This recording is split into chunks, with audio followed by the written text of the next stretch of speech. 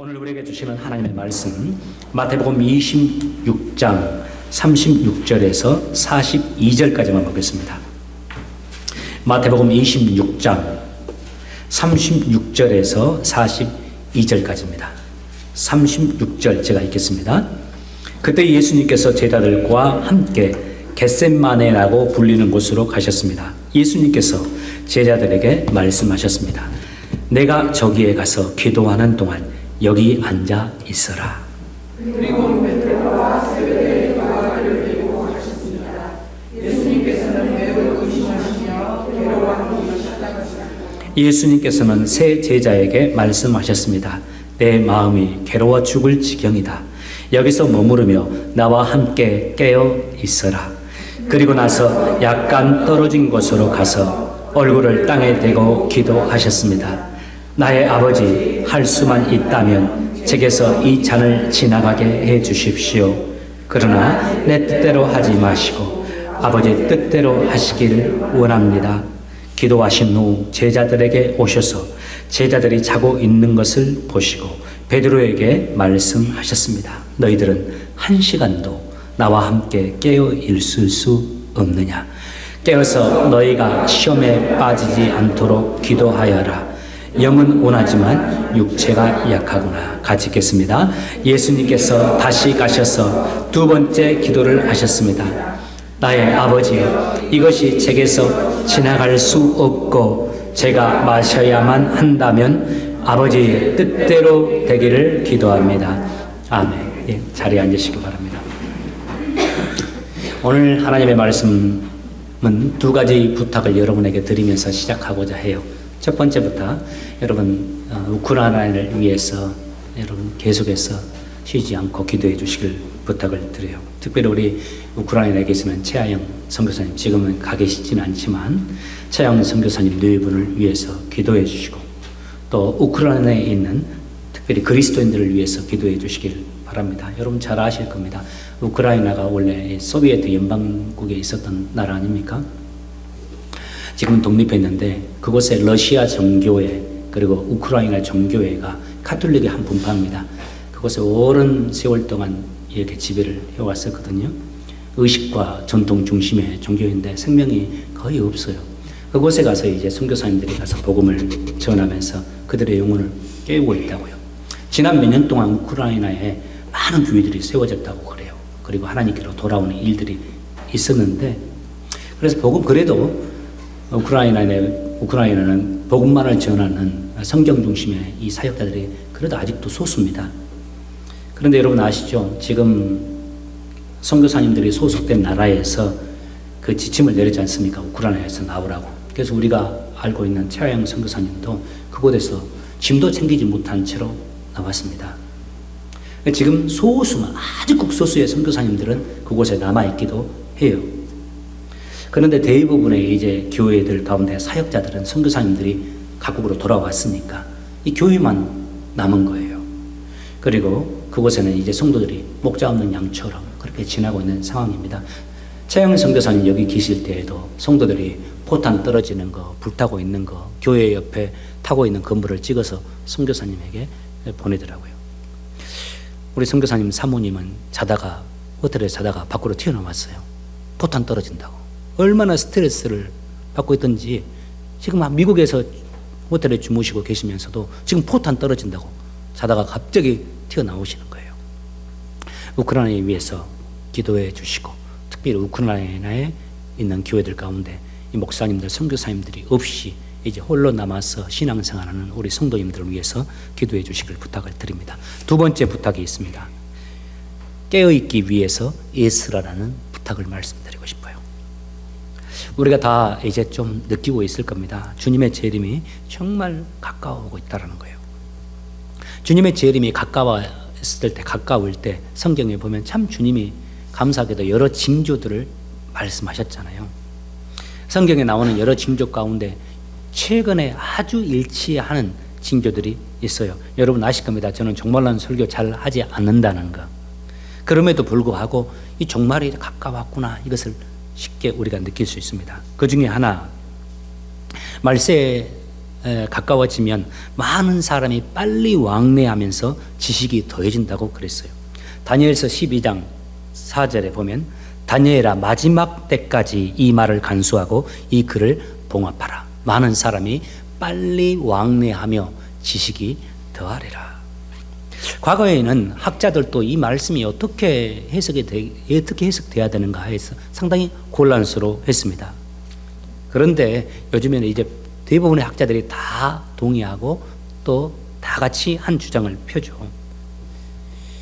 불과 이 10여 년 만에 우리 인간들의 소통이 엄청나게 많아졌습니다. 세계화, 요즘에는 특별히 디지털화 되면서 온라인, SNS, 그리고 유튜브, 휴대폰을 통해서 전 세계가 급속도로 아주 이렇게 서로가 왕래하는 상황이 되어버렸죠. 그리고 또 그것을 통해서 많은 지식을 얻고 있습니다. 요즘에는 그 지식이 어떤 것이 사실인지도 모를 정도로 홍수가 되어버렸어요. 그 지식, 진리의 지식들도 주는 유익이 있죠. 그렇지만 그 진리의 지식들을 우리가 얻었음에도 불구하고 오히려 그 진리의 지식으로 인해서 잘못되는 경우들도 있어요. 재림에 대한 또 하나의 징조입니다. 바로 재림의 때는 미혹이 있을 거라고 말씀하죠. 데살로니가 후서 2장 11절에 이렇게 말합니다. 이러므로 하나님이 미혹의 역사를 그들에게 보내사 거짓 것을 믿게 하심은, 사람들이 이런 많은 지식을 얻으면서 서로 왕래하면서 지식을 얻긴 얻는데 진리 가운데 거하기도 하지만은 그 지식들로 인해서 오히려 바른 믿음에서 미혹되어서 다른 믿음을 갖게 된다는 말입니다. 세 번째, 말세의 또 하나의 징조는 우리가 잘 아는 대로 전쟁의 소문입니다. 지금 러시아와 우크라이나 사이에 있는 전쟁을 한번 보시길 바랍니다. 얼마나 우리가 살아가고 있는 세계가 위태로운지를 우리가 알 수 있어요. 여러분 신문들 보시니까 알 겁니다. 푸틴 대통령, 많은 정치가들이 걱정하는 게 이거죠. 정신이 일정 부분 온전치 않는 것 같다고. 그래서 한순간 잘못 판단하고서 핵포탄 누르게 되는 명령을 내리면 이 우크라이나의 핵폭탄이 떨어지게 됩니다. 그것이 참 염려하는 바죠. 그 푸틴뿐만이 아닙니다. 지금 한순간 어떤 지도자가 잘못된 선택을 하면 얼마든지 핵전쟁이 일어날 수 있는 상황이잖아요. 평생 예수님을 믿으면서도 말씀을 전하면서도 또 정확히 내 마음속에 와닿지 않는, 우리 마음속에 와닿지 않는 성경 구절들 있죠. 저 같은 경우는 그런 구절들 가운데 요즘에 와서 참 공감되는 말씀이 있습니다. 여러분들에게 한번 소개했던 것 같은데 누가복음 18장 8절 말씀, 인자가 올 때, 예수님이 이 세상에 다시 재림할 때 주님 말씀하시기를 세상에서 내가 믿음을 보겠느냐, 인자가 올 때 세상에서 믿음을 보겠느냐 하고 예수님이 말씀하셨어요. 예수님이 이 땅에 오셨을 때 믿음 가진 사람들이 없을까요? 그렇지 않죠. 다 믿음을 가지고 있죠. 우리 믿는 사람들이요. 여기서 말하는 믿음이라는 것은 순전한 믿음을 말합니다.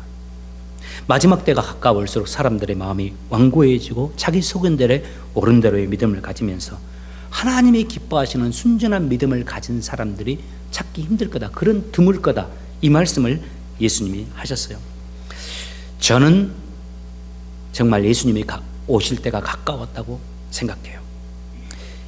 이런 징조들을, 이런 흐름들이 여기저기서 도출되고 있지 않습니까? 그럼에도 불구하고 난리와 난리의 소문이 세상에 있음에도 불구하고 또 예수님이 말씀하시기를 예수님이 오실 때는 또 사람들이 평안하다, 평안하다, 평안하다 라고 말했어요. 지금 보십시오. 이 난리와 난리, 전쟁과 전쟁의 소문 속에서 이 팬데믹이 있을 때 우리가 처음에 시작될 때 얼마나 두려워했어요. 그런데 우리는 지금 이제 익숙해져 버렸어요. 평안하잖아요. 그래도 우리 수입이 좀 그대로 유지가 되거나 수입이 좀 좋아지면 더 좋아요. 여기저기서 우리가 흔들리는 상황들이 많이 생겨버렸습니다. 그 중에 하나, 예배가 흔들리고 있어요. 이 팬데믹으로 인해서 피치 못하게 우리가 영상으로 예배를 드렸거든요. 피치 못하게 우리가 그렇게 예배를 드리는 겁니다. 우리가 휴가들 가지지 않습니까?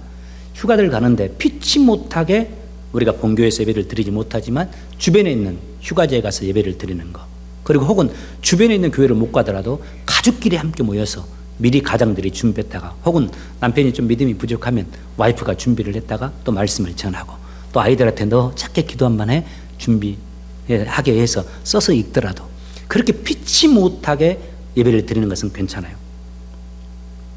그런데 이제는 이게 습관이 되는 경향이 되어버렸어요. 또 어리석은 이들은 여기서 한 걸음 더 나아가서 주일 예배 무용론에 빠지고 있어요. 그런 영향을 받아서 조금만 피곤해지거나 힘들면 주일 예배에 나오지 않는 상황이 되어버렸습니다. 여러분, 예배가 살아야 우리의 영혼이 삽니다. 아이들 믿음, 예배가 살아있는 아이들로 세우면 그 아이들 반드시 삽니다. 우리 또 말합니다. 우리 기태와 해나 부모님들이 정말 잘 키운 거예요. 이 아이들을 홀로 여기까지 나와서 예배를 드리죠. 오늘 기쁨이가 이제 일주일 동안, 저희 큰아이가 일주일 동안 저희 집에서 방학을 보낸 다음에 오늘 아침에 떠났어요. 나는 예배 드리고 갔으면 좋겠는데 라이드가 없어가지고 우리 제이콥 차를 얻어서 타고 가기 때문에 제이콥이 차 밀리면 안 되니까 아침에 빨리 떠난다고 해가지고 제이콥이 저희 집에 기쁨이를 데리러 왔더라고요. 두 아이 타고 가는데 제가 옆에 서가지고 제이콥 바로 교회로 가죠. 교회 가서 예배 드려줘 꼭. 그랬더니 한다고 지금 우리 가서 예배 드릴 거라고 이야기를 하더라고요. 우리 기쁨이에게도 말했어요. 기쁨아, 가서 제이콥이 혹시 바빠서 무슨 일 교회 못 간다고 해도 꼭 꼬셔서 예배 잘 가. 예배 한번 빠진다고 무슨 우리가 하나님의 벌 받습니까? 그런 의미 아니죠. 그런데 예배가 살아있으면 아이들이 살아있습니다. 신앙이 예배를 통해서 시작되기 때문이에요. 더불어서 가장 무서운 거, 말세가 가까우면서 혼합주의 신앙입니다. 이제는 예수님도 좋고 마음에도 좋고 석가도 좋아요, 마리아도 좋아요. 모두 다 구원을 주시는 분들이라고 생각하는 경향이 많아져 버렸어요.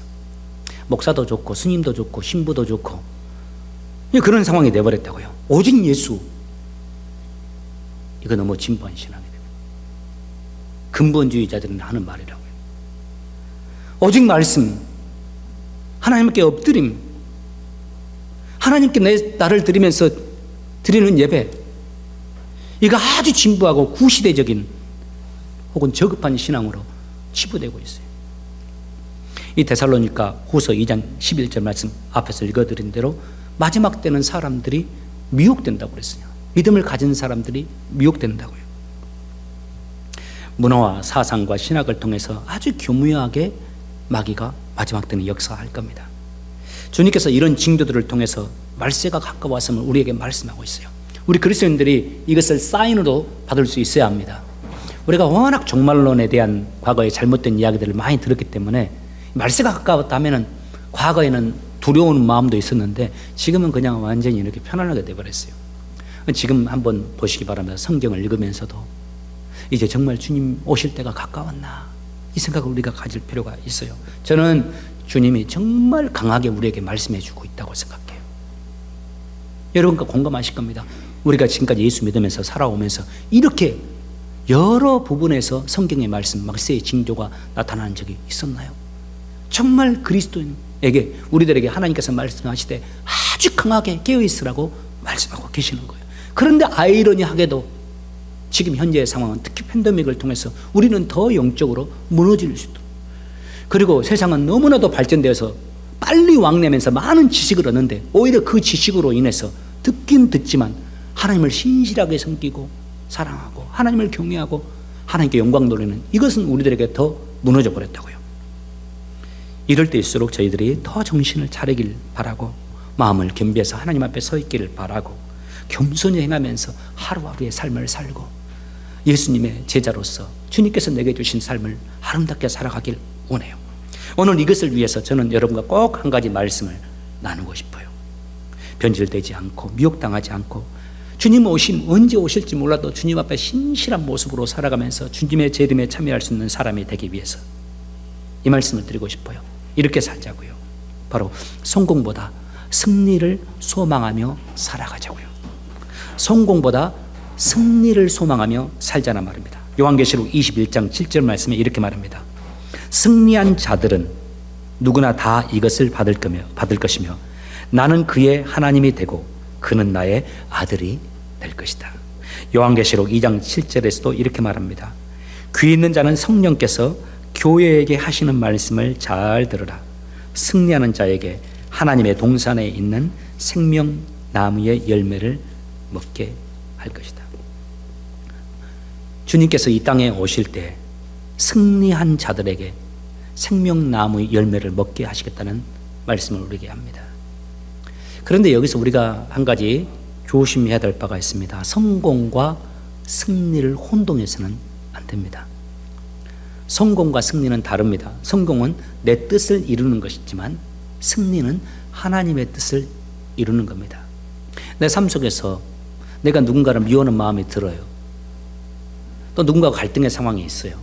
그때 내 힘으로 나의 여러 가지 것을 이용해서 그 사람을 제압해 버리면 내가 성공한 것 같죠. 져버린 겁니다. 이거는 세상적으로는 성공했는지는 모르지만 그것은 승리하지를 못하고 패배한 것이죠. 성공은 세상의 관점에서 잘 되는 것이지만 승리는 하나님의 관점에서 잘 되는 겁니다. 그래서요, 성공했지만은 실패한 자가 있고 실패한 것 같지만 성공자들이 세상에 많습니다. 앞에서 언급했던 푸틴 대통령 보십시오. 그가 세상의 이 거대한 나라 러시아에서 대통령 아닙니까? 아실 겁니다. 4번이나 국민들에 의해서 대통령으로 선출됐습니다. 지금 4번째 임기를 하고 있는 상황이에요. 그가 소유한 대저택이 있어요. 그 건설 비용이 1조 2천억 원입니다. 그 대저택 안에 실내 수영장과 그가 좋아하는 아이스하키 링크까지 갖추고 있어요. 러시아 국민들의, 요즘엔 조금 흔들린다고 그렇지만 국민들의 절대 지지와 절대 지지를 통해서 절대 권력을 가지고 있어요. 저렇게 이상한 행동을 함에도 불구하고 아주 무모하게 행동하고 있음에도 불구하고 세상에 어느 누구도 푸틴을 건들질 못할 만큼 아주 큰 권력을 가지고 있지 않습니까? 성공자 중에서도 성공자입니다. 그러나 그는 실패자입니다. 실패자 중에서도 실패자예요. 본문에 나오는 우리 주님의 모습을 보십시오. 주님이 이제 사람들의 비난과 손가락질을 받으면서 완전히 발가벗겨진 채로 십자가에 달려서 삶을 마감합니다. 그래도 우리 영화나 또 십자가에 걸려있는 상을 만들어 놓은 예수님의 모습을 보면 옷은 하나 거치고 있지 않습니까? 마지막에 예수님의 십자가에 달렸을 때의 모습은 완전히 시로라게 하나 거치지 않고 완전히 발가벗긴 채로 십자가에 매달렸어요. 주님만이 그런 것이 아닙니다. 제자들의 인생들도 그랬어요. 변절자 가룟 유다를 제외하고서는 주님의 제자들 다 주의 복음을 전하다가 다 그렇게 세상을 떠났어요. 어떤 사람들은 예수님처럼 십자가에 달려서, 어떤 사람들은 불에 타서, 어떤 사람들은 목이 달려서 이 세상을 떠나는 인생을 살았어요. 모두들 예외 없이 이 세상의 눈으로 본다면 성공과는 거리가 먼 사람들, 실패자의 인생 아닐까요? 세상의 눈으로 보면 영락없이 실패자들이지만 이분들이야말로 진정한 승리자들입니다. 이분들이 승리자의 인생을 사신 분들이에요. 요한계시록 2장과 3장을 여러분 읽어보시면 7교회가 나오지 않습니까? 그 7교회가 소아시아, 지금은 터키 지역을 가리켜서 소아시아라고 말을 해요. 그 소아시아에 위치했었던 그 지역의 교회들입니다. 그런데 계시록의 특성상 이 소아시아 지역에 당시에 존재했던 이 7교회는 이 시대적으로 이 세상에 존재했던 모든 교회들을 나타낸다, 상징한다, 이렇게 보통 해석이 돼요. 그런데 그 소아시아에 위치했던 그 교회들의 특성과 조건들이 다 달랐습니다. 환경도 달랐어요. 한국에 있는 교회들의 특성이 있죠. 미국에 있는 우리 한인교회들, 똑같은 한인이어도 우리 교인들의 특성과 환경이 다릅니다. 똑같은 미국에 있어도 우리 한인교회와 미국교회, 미국인들이 모인 교회도 또 다릅니다. 이렇게 예수를 믿는 교회이지만은 특성과 조건이 다 달랐고, 예수 믿는 사람들, 7교회에 나오는 예수 믿는 사람들의 믿음의 형태도 달랐어요. 그래서 그 7교회에 예수님의 말씀을 주시지 않습니까? 계시록에. 그 말씀 보면 칭찬과 위로가 있고 반면에 아주 무섭게 경고도 하시고 책망도 하세요. 그런데 칭찬과 위로, 책망과 경고 말씀 보면 다 다릅니다.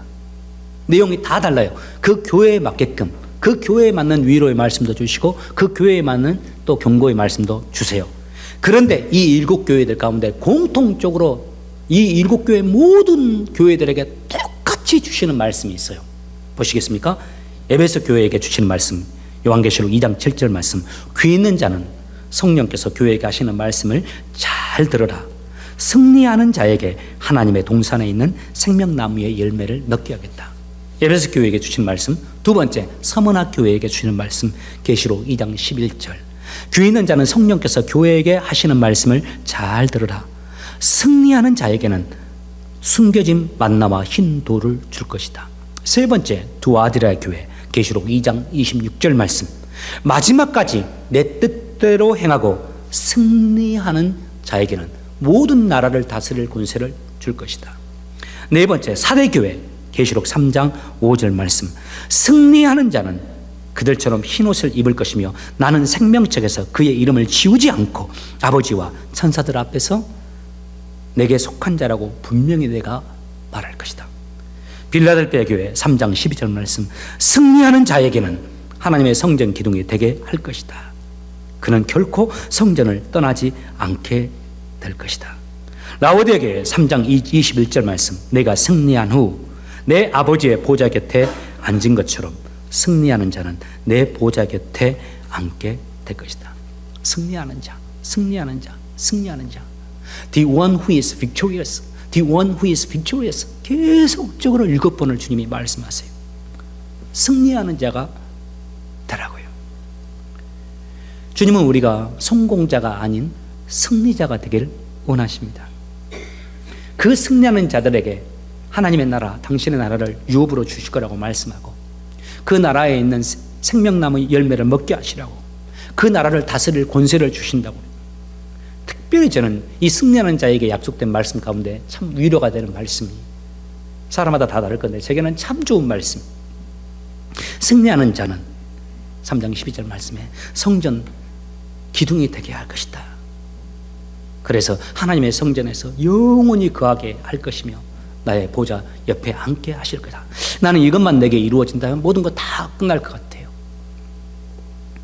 여러분, 진실로 승리하는 여러분 되시기를 주의 이름으로 축복합니다. 성공보다 승리가 더 중요합니다. 자, 그렇다면 여기서 우리가 한 가지 질문을 할 수 있을 것 같아요. 어떻게 하면 승리자의 인생을 살 수 있을까요? 승리자의 삶을 살기 위해서 우리에게 필요한 것이 무엇일까 하는 겁니다. 바로 순종입니다. 마태복음 26장 23절의 말씀. 그리고 나서 약간 떨어진 곳으로 가서 얼굴을 땅에 대고 기도하셨습니다. 예수님이 이렇게 말합니다. 나의 아버지, 할 수만 있다면 제게서 이 잔을 지나가게 해주십시오. 그러나 내 뜻대로 하지 마시고 아버지 뜻대로 하시길 원합니다. 그리고 또 잠깐 후에 26장 42절 말씀에 예수님께서 다시 가셔서 두 번째 기도를 하셨습니다. 나의 아버지여, 이것이 제게서 지나갈 수 없고 제가 마셔야만 한다면 아버지 뜻대로 되기를 기도합니다. 육신을 입고 계셨던 우리 주님은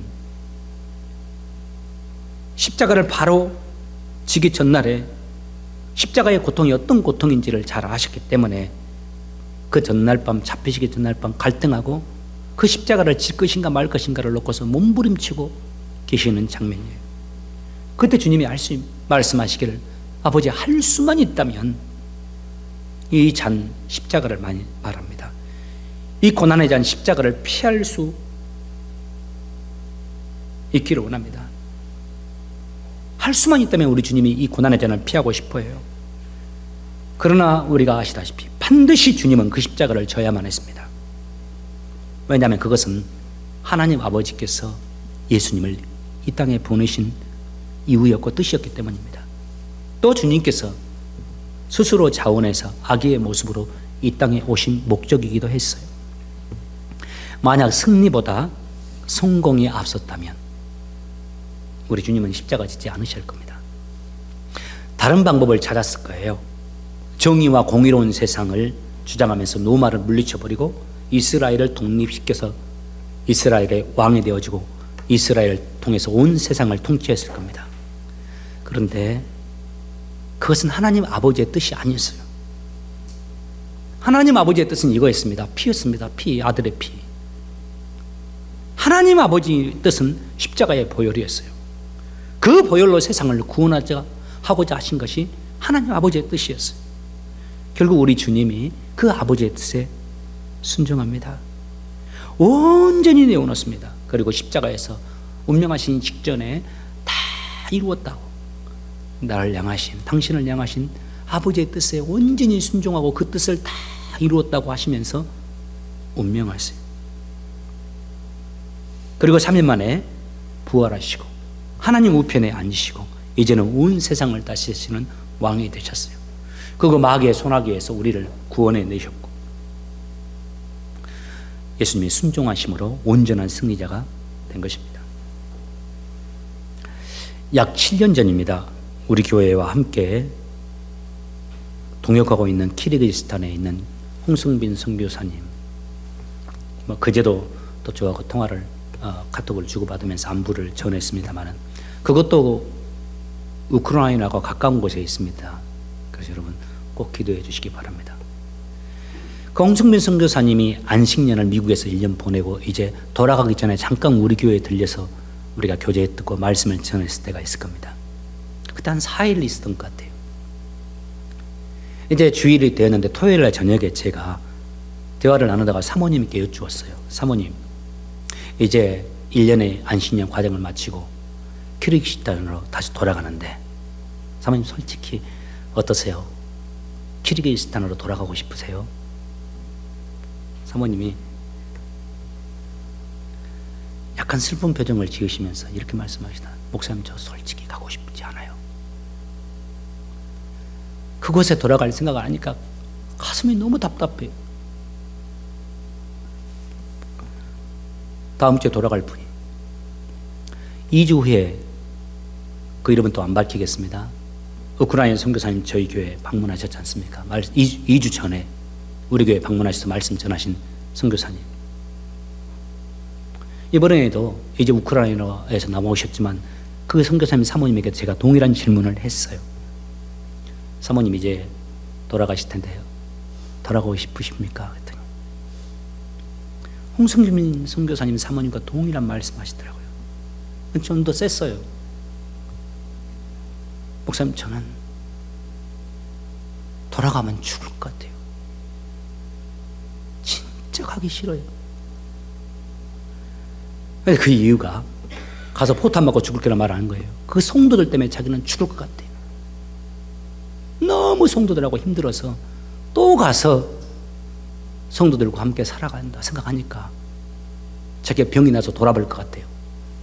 솔직하게 목회자끼리니까 이런 의견을 나눴습니다.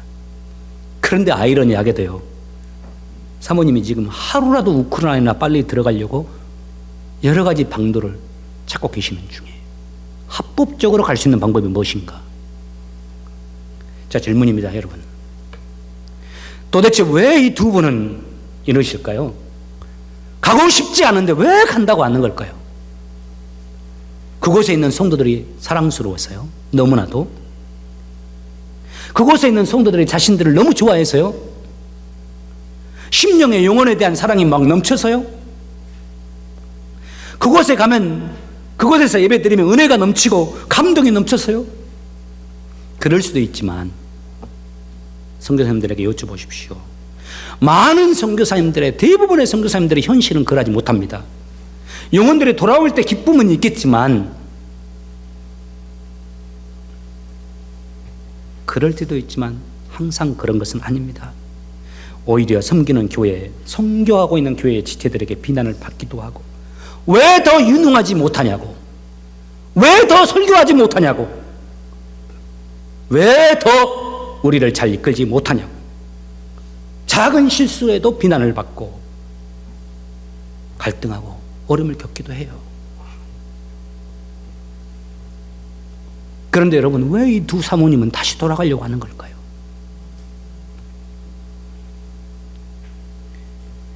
아버지의 마음을 알기 때문에 그런 겁니다. 그곳을 사랑하시는 아버지의 마음, 그곳에 누군가는 가야 하는데 네가 갔으면 좋겠다는 그 말씀을 성령으로 듣고 있기 때문에, 그 주님의 아버지의 마음을 알기 때문에 자신의 인생을 드리면서 그 길을 가는 겁니다. 성공보다 순종을 선택하고 성공보다 승리를 선택한 겁니다. 말씀 마감하면서 우리 스스로에게 질문을 던졌으면 좋겠습니다. 여러분, 우리는 성공을 좋아합니까? 순종을 좋아합니까? 여러분은 성공을 선택합니까? 순종을 선택합니까? 간절히 축복합니다. 하나님 나라에서 성전 기둥이 되고 주님 보좌 가까이에서 주님과 함께 영광을 누리시는 여러분 되시기를 예수 이름으로 축복합니다. 기도합시다.